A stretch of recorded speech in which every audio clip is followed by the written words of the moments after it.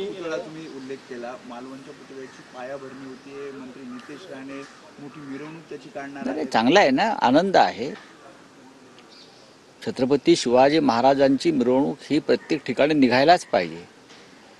जगात सुद्धा निघते, अमेरिकेत पण निघते, कॅनडात निघते, इंग्लंडमध्ये निघते. त्यासाठी कोणी इथून जायची गरज नसते, लोक उत्स्फूर्तपणे काढतात. पण ज्या पद्धतीने पुतळ्यात भ्रष्टाचार झाला लाखो रुपयांचा, आणि तो भ्रष्टाचार करणारे हेच लोक होते, ते आज मिरवणुका काढतात. हेच सरकार होतं, यांच्या काळात भ्रष्टाचार झाला आणि छत्रपती शिवरायांचा पुतळा एका क्षणामध्ये कोसळून खाली पडला आणि महाराष्ट्राचं मन त्या दिवशी जे दुःखी झालं, त्या दुःखात महाराष्ट्र अखंड राहिला.